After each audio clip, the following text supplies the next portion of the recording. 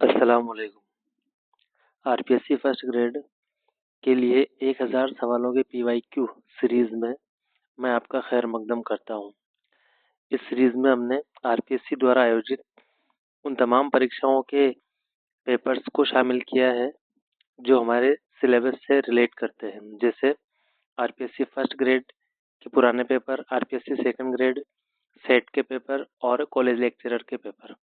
इन तमाम सवालों को मिलाकर हमने 1000 सवालों की पीवाईक्यू की सीरीज बनाई है और मैं उम्मीद करता हूँ कि इससे हम लोगों को ज़रूर फ़ायदा पहुँचेगा इंशाल्लाह। जो लोग इस चैनल पर नए हैं वो एक बार चैनल को सब्सक्राइब करें, लाइक करें और लास्ट में एक पॉजिटिव कमेंट ज़रूर करें ताकि हमको अगला वीडियो बनाने के लिए हम लोग मोटिवेट हो सकें। क्लास को हम लोग शुरू करें इससे पहले एक बार पुराने प्रश्नों की तरफ गौर करते हैं। इससे पहले की क्लास में हमने पढ़ा था नज़ीर अकबर आबादी के बारे में। एक बार फिर से नज़ीर अकबर आबादी से मुतालिक सवालों पर नज़र डालते हैं। सवाल नंबर 49, नज़ीर अकबर आबादी का पूरा नाम क्या था? एक बार इसके ऑप्शंस देख लेते हैं। Option number 1 Ali Mohammad, option number 2 Taqi Mohammad, option number 3 Wali Mohammad और ऑप्शन नंबर 4। तो इसका सही जवाब होने वाला है नज़ीर अकबर आबादी का असल नाम या इनका पूरा नाम था वली मोहम्मद। अब हम लोग एक बार नज़ीर अकबर आबादी से मुतालिक कुछ अहम ज़रूरी मालूमात की तरफ रुख करते हैं, जिसको हम एक्सप्लेनेशन के तौर पर देखेंगे कि नज़ीर अकबर आबादी का पूरा नाम तो हमने देख ही लिया है कि इनका पूरा नाम है वली मोहम्मद। इसके बाद हम देखेंगे इनकी पैदाइश जो कि 1740 में दिल्ली में हुई थी। इनकी वफात 1830 में आगरा में हुई थी। वली मोहम्मद यानी कि नज़ीर अकबर आबादी को उर्दू शायरी का शेक्सपियर भी कहा जाता है। इसके अलावा इनका एक और नाम है, इनको इनका लक़ब है, इनको अवामी शायर के नाम से भी जाना जाता है। नज़ीर अकबर आबादी की पैदाइश दिल्ली में हुई थी, लेकिन दिल्ली में अहमद शाह अब्दाली के हमला के वक्त दिल्ली में जो हंगामा मचा था, उस वक्त ये अपनी वालिदा के साथ आगरा में आ गए थे और आगरा में आकर के ही बस गए थे। इसलिए इन्होंने अपने नाम के साथ में अकबराबादी लफ्ज़ को जोड़ लिया है। हम जानते हैं कि पुराने वक्त में आगरा को अकबराबाद के नाम से जाना जाता था। अगले सवाल की तरफ रुख कर रहे हैं जो भी नज़ीर अकबर आबादी से ही मुतालिक है कि नज़ीर अकबर आबादी ने अपनी नज़्म नेकी और बदी में क्या सबक दिया है? तो इसका सही जवाब है नेकी और बदी का सिला दुनिया में ही मिलता है। अगला सवाल नंबर 51 नज़ीर अकबर आबादी से मुतालिक है। फिर से नज़ीर अकबर आबादी को कहा जाता है। इनके ऑप्शंस देख लेते हैं एक बार हम लोग। ऑप्शन नंबर 1 रूमानी शायर, ऑप्शन नंबर 2 पैगामी शायर, ऑप्शन नंबर 3 अवामी शायर और ऑप्शन नंबर 4 इनकलाबी शायर। तो इसका सही जवाब ऑप्शन नंबर 3 अवामी शायर। ये नाम हम लोग ऊपर भी देख के आ चुके हैं। यहाँ पर एक बात मैं फिर से बता देना चाहता हूँ कि हम लोग इन प्रश्न पत्रों यानी इन पेपर्स में जो एक्सप्लेनेशन काम में ले रहे हैं वो सारी या तो एनसीईआरटी, ये सारे फैक्ट या तो एनसीईआरटी से लिए गए हैं या फिर आरपीएससी द्वारा आयोजित किसी न किसी परीक्षा में ज़रूर ये फैक्ट आए हुए हैं। इन्हीं का हम लोग अपने एक्सप्लेनेशन में इस्तेमाल कर रहे हैं। आज के नए सवाल की तरफ चलते हैं। सवाल नंबर 52 मौत का एक दिन मुअय्यन है, नींद क्यों रात भर नहीं आती? गालिब का ये शेर, एक तो हमको ये याद रखना है कि ये गालिब का बहुत फेमस शेर है। अगली बार इस तरह से सवाल पूछा जा सकता है कि ये शेर किसका है, तो इसका जवाब हो जाएगा गालिब का शेर। यहाँ पर सवाल इस तरह से है, गालिब का ये शेर किस फलसफा की तरफ इशारा करता है?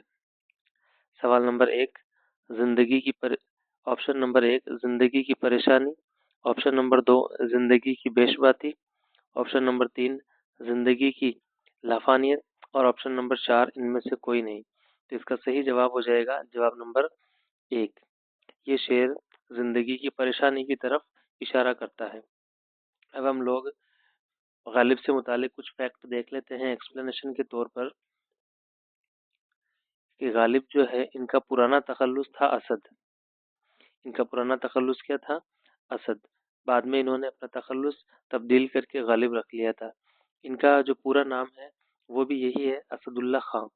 गालिब का पूरा नाम है असदुल्ला खां।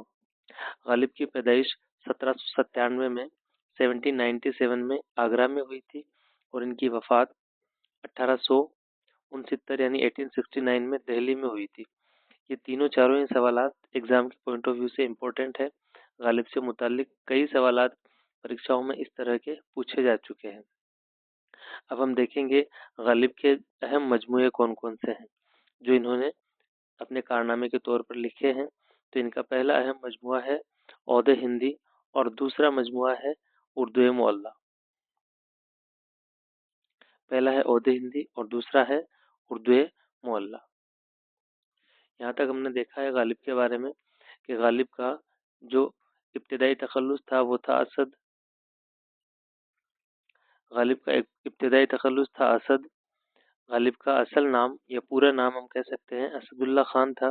इनकी पैदाइश 1797 में आगरा में हुई थी और इनकी वफात 1869 में दिल्ली में हुई थी। इनके जो अहम मजमूए हैं उनमें है औदे हिंदी और उर्दू मोहल्ला।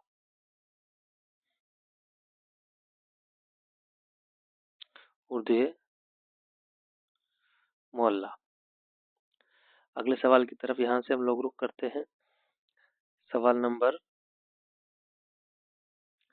53 53 जो कि मशहूर उर्दू के मशहूर और मारूफ शायर से मुतालिक इकबाल से मुतालिक हैं। सवाल देख लेते हैं। सवाल नंबर 53। नज्म शुआए उम्मीद।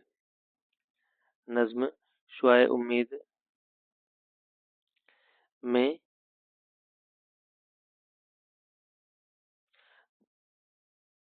नज्म शुआए उम्मीद में गवास के मानी क्या है? तो इसका सही जवाब हो जाएगा ऑप्शन नंबर 3, हकीकत की तलाश करने वाला। अब हम एक्सप्लेनेशन के तौर पर अल्लामा इकबाल से मुतालिक कुछ अहम फैक्ट देख लेते हैं। जैसे अल्लामा इकबाल की जो पैदाइश है वो 1877 में सियालकोट में हुई थी और इनकी वफात 1938 में लाहौर में हुई थी। ये दोनों ही इम्पोर्टेंट सवाल हैं इकबाल से मुतालिक। इसके बाद हम अल्लामा इकबाल के कुछ शायरी मजमूओं की तरफ रुख करते हैं। इनके जो अहम मशहूर शायरी मजमूए हैं वो इस तरह से हैं। 4 शायरी मजमूओं का नाम हम लोग यहाँ पर देखेंगे। पहला है बांगे दरा, दूसरा है बाले जिब्रील, तीसरा है अरमगान मिजाज और चौथा है ज़रबुल कलीम। हमको ये चारों के चारों ही इनके शायरी मजमूए बाकायदा नाम के साथ याद में रखने हैं। और सबसे अहम बांगे दरा जो कि इनका पहला शायरी मजमूआ है इसको भी याद रखना है। इस तरह से हमने गालिब के 4 शायरी मजमूओं के नाम यहाँ पर पढ़े हैं।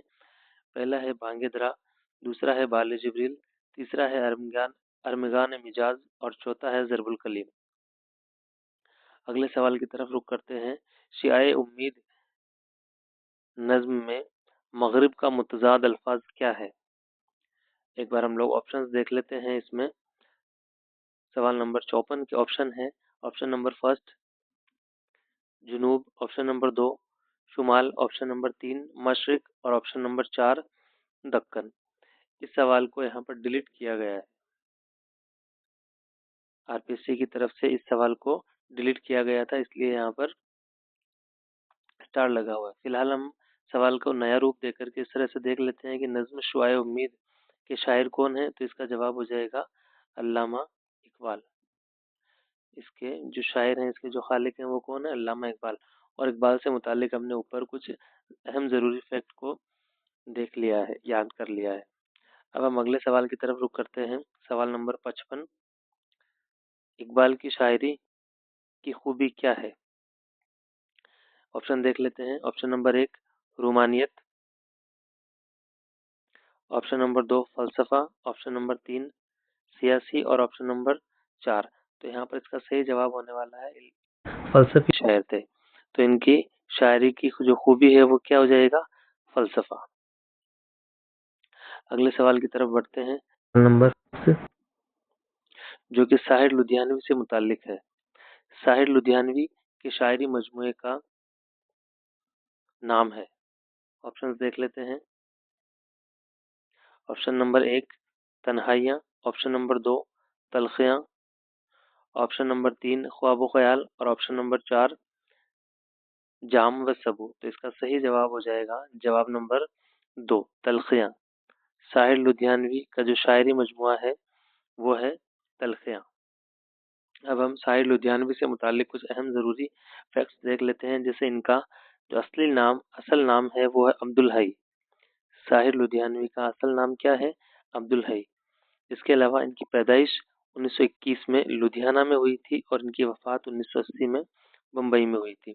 ये फैक्ट हमको एग्जाम के पॉइंट ऑफ व्यू से याद रखने हैं। अब हम देख रहे हैं साहिर लुधियानवी के अहम शायरी मजमूए कौन कौन से हैं। तो एक तो हमने यहाँ पर देख लिया है तलखियाँ, जो कि इनका पहला शायरी मजमुआ भी है। साहिर लुधियानवी का पहला शायरी मजमुआ है तलखियाँ। दूसरा है अगला है परछाइयाँ। तीसरा है आओ कि कोई ख्वाब बुने और चौथा है गाता जाए बंजारा। इस तरह से हमने साहिर लुधियानवी के 4 अहम शायरी मजमुओं को यहाँ पर देख लिया है। इनमें सबसे पहला था तलखियाँ, अगला है परछाइयाँ, तीसरा है आओ कि कोई ख्वाब बुने और चौथा है गाता जाए बंजारा। यहाँ पर हमको साहिर लुधियानवी का असल नाम खासतौर से याद रखना है। इनका असल नाम है अब्दुल हई। पैदाइश इनकी 1921 में और वफात इनकी 1980 में बम्बई में हुई थी। अगले सवाल की तरफ रुख कर लेते हैं।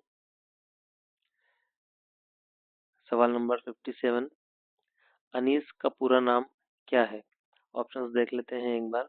Option number 1 Mir Zamir Ali, option number 2 Mir Mamoon Ali, option number 3 Mir Ehsan Ali और ऑप्शन नंबर 4 मीर बब्बर अली। तो इसका सही जवाब हो जाएगा अनीस का पूरा नाम है मीर बब्बर अली अनीस।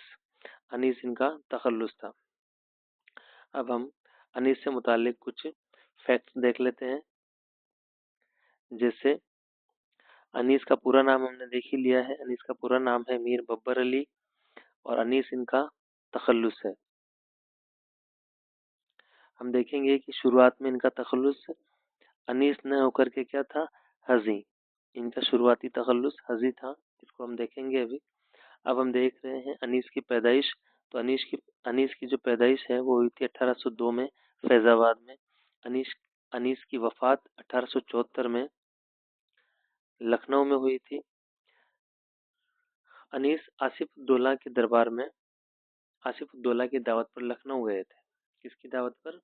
आसिफउद्दौला की दावत पर या आसिफउद्दौला के दरबार में ये गए थे। अगला हम देख रहे हैं अनीस के वालिद का नाम। तो इनके वालिद का नाम है मीर खलीक। इनके दादा का नाम है मीर हसन। ये परीक्षा में पूछा गया सवाल है। आरपीएससी सेकंड ग्रेड 2016 में पूछा गया सवाल है ये कि अनीस के दादा का नाम क्या है। तो इनके दादा का नाम हो जाएगा मीर हसन। ये वही मीर हसन है जिन्होंने उर्दू के मशहूर मसनवी सहरुल बयां लिखी है। इनकी मसनवी कौन सी है? सहरुल बयां। तो अनीस के दादा का नाम हो गया है मीर हसन। इनके परदादा का नाम था जाहक। जाहक तखल्लुस इस्तेमाल किया करते थे। अब हम देख रहे हैं मीर से मुतालिक एक अहम फैक्ट कि इनका इब्तिदाई तखल्लुस क्या था। तो हमने देखा है इनका इब्तिदाई तखल्लुस था हजी। क्या था? हजी। और ये सवाल आरपीएससी की परीक्षा में पूछा गया है कि किनके कहने पर अनीस ने हजी तखल्लुस को छोड़ करके अनीस तखल्लुस इख्तियार किया। तो इसका जवाब हो जाएगा आतिश के कहने पर यह तब्दीली आई थी। एक बार फिर से अनीस से मुतालिक सवालों को देख लेते हैं कि अनीस का जो असल नाम है वो है मीर बब्बर अली अनीस। अनीस इनका तखल्लुस है। इनकी पैदाइश 1802 में फैजाबाद में हुई थी। इनकी वफात 1874 में लखनऊ में हुई थी। ये लखनऊ के नवाब आसिफउद्दौला के दरबार में थे। इनके वालिद का नाम था मीर खलीक। इनके दादा मीर हसन है। मीर हसन ने उर्दू की मशहूर मसनवी सहरुल बयां लिखी थी। इनके दादा हैं जाहक। इब्तिदाई इनका तखल्लुस था हजी, जो इन्होंने आतिश के कहने पर चेंज कर लिया था। अब हम लोग यहाँ से अगले सवाल की तरफ रुख करते हैं। अगला जो सवाल है वो उर्दू के मशहूर और मारूफ शायर वली से मुताल्लिक है। यहाँ पर थोड़ा स्पेस कम रह गया था, इसलिए वली से मुताल्लिक कुछ बहुत ज़्यादा फैक्ट्स नहीं लिखे गए हैं। आगे कोई सवाल आएगा तो इंशाल्लाह एक्सप्लेनेशन के तौर पर हम वली से मुताल्लिक से एक्सप्लेनेशन या फैक्ट्स ज़रूर देखेंगे। सवाल नंबर 58 पढ़ लेते हैं। वली वली के कलाम की सबसे अहम खुसूसियत क्या है? ऑप्शंस देख लेते हैं। ऑप्शन नंबर 1 खड़ी बोली, ऑप्शन नंबर 2 दक्कनी शायरों की मुमाशलत, ऑप्शन नंबर 3 फारसी आमीज़, ऑप्शन नंबर 4 अरबी आमीज़। तो आरपीएससी ने इस सवाल को डिलीट कर दिया था। अगला सवाल, सवाल नंबर, यहाँ पर हम लोग वली से मुतालिक दो फैक्ट देख लेते हैं। एक तो इनकी पैदाइश पैदाइश हुई थी 1667 में औरंगाबाद में, और इनकी वफात 1707 में अहमदाबाद में हुई थी। कहाँ पे हुई थी? अहमदाबाद में। अगले सवाल की तरफ रुख करते हैं। सवाल नंबर 59, मुफलिसी किस शायर की नज्म है? नज्म मुफलिसी किस शायर की नज्म है? तो ऑप्शंस देख लेते हैं एक बार। Option number 1 Ghalib, option number 2 Iqbal, option number 3 Faiz और ऑप्शन नंबर 4 नज़ीर। तो इसका जो सही जवाब है वो हो जाएगा ऑप्शन नंबर 4 नज़ीर की नज्म है। मुफलिसी किन की नज्म है? तो मुफलिसी है नज़ीर की नज्म। अगले सवाल की तरफ रुख करते हैं। सवाल नंबर 60,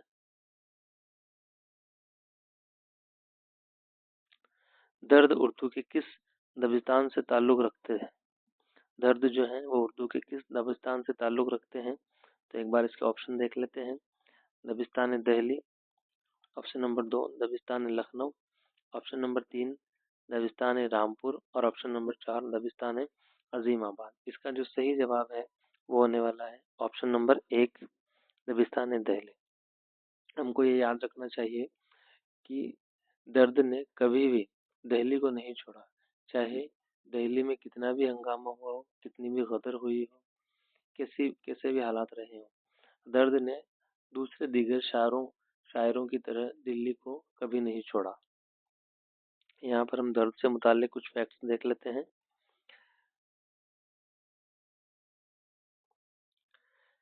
जैसे दर्द की जो पैदाइश है वो 1721 में दिल्ली में हुई थी और इनकी वफात 1785 में दिल्ली में हुई थी। अब हमारे लिए याद रखने में आसानी ये है कि इनकी जो पैदाइश और वफात का मुकाम है वो एक ही है, यानी दर्द ने कभी दिल्ली को नहीं छोड़ा। हमको केवल याद रखना है इनकी पैदाइश और वफात का वक्त है। इनकी पैदाइश 1721 में दिल्ली और वफात 1785 में दिल्ली में हुई थी। इनका नाम था मीर दर्द। ये पहले उर्दू के पहले सूफी शायर थे। इनके अजदाद, इनके जो पुरखे हैं वो बुखारा से दिल्ली आए थे। कहाँ से आए थे? इनके अजदाद, इनके दादा परदादा, इनके अजदाद बुखारा से दिल्ली आए थे। और किस वक्त आए थे? औरंगजेब के ज़माने में बुखारा से दिल्ली आए थे। हम लोग इस तरह से याद रखते हैं कि भाई दर्द में क्या आता है, बुखार में क्या होता है, तो बुखार में दर्द होता है। इस तरह से हम लोग याद रख सकते हैं। और इनके जो वालिद हैं उनका तखल्लुस था अंधलेब। ये सवाल आरपीएससी परीक्षा में पूछा गया है। इनके वालिद क्या तखल्लुस इस्तेमाल किया करते थे? तो इनके वालिद अंधलेब तखल्लुस इस्तेमाल किया करते थे। अगले सवाल की तरफ रुख करते हैं। सवाल नंबर 61,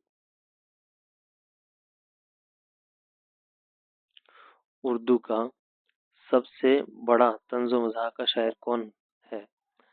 तो एक बार इसके ऑप्शन देख लेते हैं। Option number 1 Faiz, option number 2 हसरत, option number 3 Akbar, option number 4 हाली। तो हम सबको पता है कि उर्दू का जो सबसे बड़ा तंज़ो मज़ाह का शायर है वो कौन है? वो है अकबर इलाहाबादी। अकबर इलाहाबादी। अकबर इलाहाबादी से मुतालिक कुछ फैक्ट्स पर नज़र डालते हैं। जैसे इनका जो सही नाम, इनका असल नाम था वो था सैयद अकबर हसन। ये सवाल आरपीएससी सेकंड ग्रेड में पूछा गया है। अकबर इलाहाबादी का असल नाम क्या था? तो इनका असल नाम था सैयद अकबर हसन। और एक और परीक्षा में इनका लक़ब पूछा गया है, तो इनका लक़ब हो जाएगा लिसानुल अस्र। अकबर इलाहाबादी का जो लक़ब है वो क्या हो जाएगा, लिसानुल अस्र। इनकी पैदाइश 1846 में 12 नाम की एक जगह है इलाहाबाद में, वहाँ पे हुई थी, और इनकी वफ़ात 1921 में इलाहाबाद में हुई थी। तो पैदाइश और इनकी वफ़ात हमको याद रखनी है। पैदाइश 1846 में, 12 इलाहाबाद में हुई थी, और वफ़ात 1921 में इलाहाबाद में हुई थी। हुकूमत हिंद, या यूँ कह सकते हैं अंग्रेज़ों ने इनको एक खिताब से नवाजा था, और वो खिताब था इनका खान बहादुर, जो कि इनको 1894 1894 में अंग्रेजी हुकूमत की ओर से मिला था। इनके वालिद का नाम था सैयद तफजुल हुसैन। इनके वालिद का क्या नाम था, सैयद तफजुल हुसैन। तो यहाँ तक हमने अकबर इलाहाबादी से मुताल्लिक कुछ अहम फैक्ट्स को देख लिया है। एक बार फिर से इसका रिवाइज कर लेते हैं। अकबर इलाहाबादी का जो असल नाम है वो है सैयद अकबर हसन। इनका लक़ब है लिसानुल अस्र। इनकी पैदाइश 1846 में 12 इलाहाबाद में हुई थी। इनकी जो वफ़ात है 1921 में इलाहाबाद में हुई थी। इनको जो खिताब अंग्रेजी हुकूमत के ज़रिए से दिया गया था वो था खान बहादुर, 1894 में दिया गया था, और इनके वालिद का नाम है सैयद तफजुल हुसैन। अगले सवाल की तरफ रुख करते हैं। सवाल नंबर 62। सवाल नंबर 62 इस तरह से है, शायर शबाब और शायर इनकलाब किस शायर को कहा जाता है, यानी ये दोनों लक़ब किसके हैं, शायर शबाब और शायर इनकलाब। तो हम इसके ऑप्शन देख लेते हैं। Option number 1 Iqbal, option number 2 Sahir, option number 3 जोश, और ऑप्शन नंबर 4 इसका सही जवाब हो जाएगा ऑप्शन नंबर 3 जोश। जोश को क्या कहा जाता है, शायर शबाब, शायर इनकलाब। अब हम जोश से मुतालिक कुछ अहम फैक्चुअल मालूमात हासिल करने की कोशिश करते हैं। जैसे जोश की जो पैदाइश है वो 1898 में लखनऊ में हुई थी। इनका वफात 1982 में इस्लामाबाद में हुआ था। अगर कोई हमारे चैनल पे नए हैं तो मैं बता देता हूँ कि हम लोग जो पहले नंबर पे लिखते हैं वो किसी भी शायर व अदीब की वफात पैदाइश होती है, और दूसरे नंबर पे जो हम लोग लिखते हैं वो होता है उनकी वफात का साल और वफात का मुकाम। तो ये आप लोगों को ध्यान रखना है। एक बार वापस देख लेते हैं। जोश की जो पैदाइश है वो 1898 में लखनऊ में हुई थी, और इनकी वफात 1982 में इस्लामाबाद में हुई थी। इनका पूरा नाम है सैयद हसन खान। इनका पूरा नाम क्या है, सैयद हसन खान। माफ कीजिएगा माफ कीजिएगा, इनका सही नाम है शब्बीर हसन खान। क्या सही नाम है, शब्बीर हसन खान। थोड़ी सी यहाँ पर लिखने में गलती हो गई है, ये द नहीं है, शब्बीर है। तो कोई बात नहीं, हम लोग इसको सही करेक्शन इसका कर लेते हैं। इनका जो असल नाम है वो है शब्बीर हसन खान। इनका पूरा नाम है शब्बीर हसन खान। उनके वालिद का नाम है बशीर अहमद खान। इन्होंने एक रिसाला जारी किया था, रिसाले में काम किया था जिसका नाम था कलीम। इन्होंने अपनी जो खुदनोश्त लिखी है उस खुदनोश्त का नाम है यादों की बारात। मोस्ट इम्पोर्टेंट सवाल होने वाला है ये परीक्षा के लिहाज से। अब हम लोग देख रहे हैं इनका पहला शायरी मजमुआ। इनके पहले शायरी मजमुए का नाम है रूह अदब। क्या नाम है, रूह अदब। और इनका आखिरी जो मजमुआ है वो है हुर्फ आखिर। आखिरी आखिर, आखिरी आखिर, यानी इनका आखिरी मजमुआ क्या हो जाएगा, हुर्फ आखिर। इन्होंने एक मशहूर मर्शिया भी लिखा था जिसका नाम है हसीन इनकलाब। मर्शिया कौन सा है, हसीन इनकलाब। इसके बाद हम देख लेते हैं कि जोश को और किन किन नामों से जाना गया है। हम लोग यहाँ पे देखेंगे कि यहाँ पर शब्बीर का असल नाम यानी सही नाम लिखा हुआ है शब्बीर अहमद खान। पूरा नाम क्या लिखा हुआ है, शब्बीर अहमद खान। कई जगहों पर इनका नाम शब्बीर हुसैन खान भी आया है। हम लोगों को शब्बीर याद रखना है। क्या याद रखना है, शब्बीर। जैसे ही शब्बीर आएगा तो हम लोग समझ जाएंगे कि ये जोश का सही नाम है। अब हम लोग एक बार इनके लक़ब देख लेते हैं। इनका लक़ब है शायर इनकलाब, शायर शबाब। ये दो तो हमने सवाल में ही देख लिए हैं। इसके अलावा इनके जो और लक़ब हैं वो है शायर फितरत और एक और है शायर आज़म। ये जो लक़ब है शायर आज़म, ये इनको दया नारायण निगम ने दिया था। एक बार जोश से मुतालिक सवालों को फिर से देख लेते हैं, फैक्ट्स को फिर से देखने की कोशिश करते हैं कि जोश का जो असल नाम, पूरा नाम है वो है शब्बीर अहमद खान या शब्बीर हुसैन खान। इनकी पैदाइश 1898 में लखनऊ में हुई थी। इनकी वफात 1982 में इस्लामाबाद में हुई थी। पूरा नाम हमने इनका देख ही लिया है। इनके वालिद जो है उनका नाम था बशीर अहमद खान और इनका नाम था शब्बीर अहमद खान। इन्होंने जो रिसाला जारी किया या जिस रिसाले में इन्होंने काम किया उस रिसाले का नाम है कलीम। इम्पोर्टेंट सवाल है परीक्षा के लिहाज से। इनकी खुदनोश्त भी परीक्षा के लिहाज से बेहद इम्पोर्टेंट है। खुदनोश्त का नाम है यादों की बारात। इनका जो पहला शायरी मजमुआ है वो है रूह अदब। आखिरी शायरी मजमुआ में शब्द शब्द या लफ्ज ही आ गया है आखिर, तो हुर्फ आखिर इनका मर्शिया है हसीन इनकलाब। और इनके जो लक़ब हैं वो हम लोग बहुत अच्छी तरह से जोश को इन्हीं लक़ब से जानते हैं कि शायर इनकलाब और शायर शबाब। इसके अलावा दो लक़ब और हैं इनके, एक है शायर फितरत और एक है शायर आज़म। शायर आज़म ये जो लक़ब है ये इनको मुंशी दया नारायण निगम ने दिया था। अब हम लोग अगले सवाल की तरफ रुख कर लेते हैं। अगला सवाल है सवाल नंबर 63। खुद कलामी का क्या खुद कलामी का मतलब क्या है? ऑप्शन नंबर 1 महबूब से कलाम करना। ऑप्शन नंबर 2 खुदा से कलाम करना। ऑप्शन नंबर 3 खुद से कलाम करना और ऑप्शन नंबर 4 दोस्त से कलाम करना। तो इसका जो सही जवाब है वो हो जाएगा खुद से कलाम करना। ऑप्शन नंबर 64, सवाल नंबर 64 की तरफ चलते हैं जो कि हाल ही से मुतालिक है। सवाल नंबर 64 इस तरह से है, हाल ही ने शायरी के मुतालिक कौन सी किताब लिखी है? तो हम लोग ऑप्शंस देख लेते हैं एक बार। ऑप्शन नंबर 1 मवाजना अनीस व दबीर। ऑप्शन नंबर 2 शेर शऊर अंगेज। ऑप्शन नंबर 3 शेरुल अजम और ऑप्शन नंबर 4 मुकदमा शेर व शायरी। तो इसका सही जवाब हो जाएगा जवाब नंबर 4। हाल ही ने शायरी के मुतालिक जो किताब लिखी है, हाल ही ने शायरी से मुतालिक जो किताब लिखी है वो है इनकी मुकदमा शेर व शायरी। और जो दो और ऑप्शन इस सवाल में आए हैं, एक तो ऑप्शन आया है मवाजना अनीस व दबीर और दूसरा आया है शेरुल अजम। इन दोनों के ही खालिक हैं शिबली नुमानी। कौन है? शिबली नुमानी। अगले सवाल की तरफ बढ़ते हैं। सवाल नंबर 65।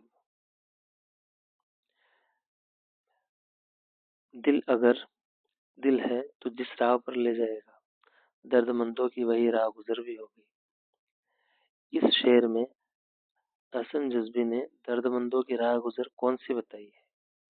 ऑप्शंस देख लेते हैं। इसका जो सही जवाब हो जाएगा वो जवाब हो जाएगा जवाब नंबर 3। ऑप्शन नंबर 3 दूसरों के सुख दुख दर्द को समझना, यानी दूसरों के दुख दर्द को समझना, माफ कीजिएगा। ऑप्शन नंबर 3 इसका सही जवाब हो जाएगा दूसरों के दुख दर्द को समझना। और ये शेर किसका है? तो ये मोइन हसन जज्बी का है। अब हम लोग यहाँ पर मोइन हसन जज्बी से मुतालिक कुछ अहम फैक्ट्स देख लेते हैं। जैसे मोइन हसन जज्बी की जो पैदाइश है वो 1912 में मुबारकपुर, आजमगढ़ जिला में एक जगह है मुबारकपुर, वहां पे हुई थी। और इनका जो वफात है वो 2004 में अलीगढ़ में हुआ था। ये हमको खास तौर से याद रखना है। एक तो इनकी पैदाइश 1912 मुबारकपुर, आजमगढ़ और इनकी वफात 1904 अलीगढ़। इसके अलावा इनका जो इब्तदाई तखल्लुस था वो था मलाल। इनका इब्तदाई तखल्लुस क्या था? मलाल। आरपीसी ने परीक्षाओं में पूछा हुआ सवाल है इसलिए हम इसको स्टार लगा लेते हैं। मोइन हसन जज्बी का इब्तदाई या पुराना तखल्लुस क्या था? तो वो था मलाल। ये जिस अखबार के या जिस रिसाला के मदीर हुए थे वो रिसाला था रिसाला आजकल। 1942 से 44 के दरमियान ये रिसाला आजकल के मदीर रहे थे। इन्होंने जिस टॉपिक पर पीएचडी की है, यानी इनका जो तहकीकी मुकाला था वो था हालिका सियासी शऊर। वो क्या था? हालिका सियासी शऊर। इनकी एक नज़्म है फितरत एक मुफलिस की नज़र में। इनकी जो नज़्म है उसका क्या नाम है? फितरत एक मुफलिस की नज़र में। और इनके शायरी मजमूओं को अब हम लोग देख लेते हैं। इनके 3 अहम शायरी मजमूओं को यहाँ पर हमने शामिल किया है। एक तो है फिरोज़ा, दूसरा है सख़न मुख्तसर और तीसरा है गुराज़ शब। शायरी मजमूओं को एक बार फिर से देख लेते हैं।